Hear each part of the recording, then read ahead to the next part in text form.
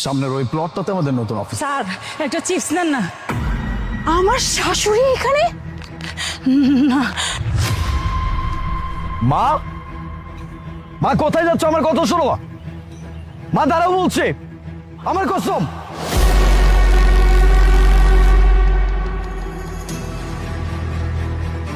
কি ব্যাপার মা, তুমি রাস্তায় রাস্তায় চিপস কেন বিক্রি করতেছো? তোমার এই অবস্থা কেন?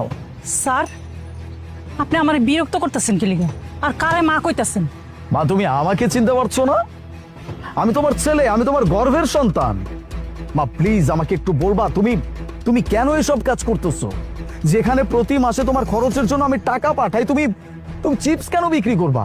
কই, আমার তো কোনো ছেলে নাই, আমি তো এই পৃথিবীতে একা। আর আমার চিপসের কথা কইতাছেন? আমি কেন চিপস বিক্রি করতেছি, আমি কিসের জন্য চিপস বিক্রি করতেছি সেটা আমার ব্যাপার। তাতে আপনার কি হয়েছে? আপনার সমস্যাটা কি?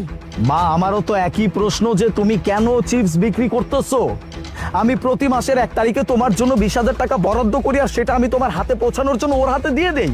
তাহলে তুমি টাকা পাওয়ার পরেও এরকম কাজ কেন করতেছো? হ্যাঁ আমি মানছি যে আমি তোমার সাথে দেখা করতে পারি না। মা দেখো, একটা বিজনেস শুরু করছি, আমার মাত্র বিজনেসটা দাঁড়াইছে, এই জন্য আমি ওখানে সময় দিই। আমি তোমার সাথে দেখা করতে পারি না, তার মানে এই না যে আমি তোমার কোনো খোঁজ খবর রাখি না। আমি তোমার জন্য টাকা পাঠাই মা, তুমি তুমি টাকাই বা কেন পাবা না, আর তুমি এইসব কাজই বা কেন করবে? আমি কিচ্ছু বুঝতে পারছি না। মুনা মা, মা এসব কি বলছে?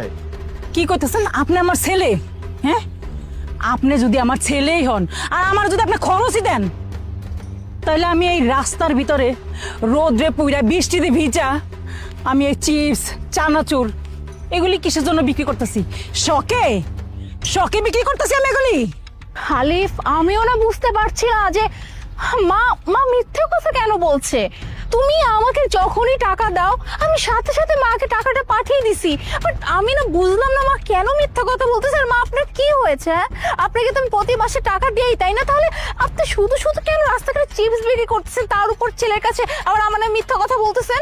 কি 20,000?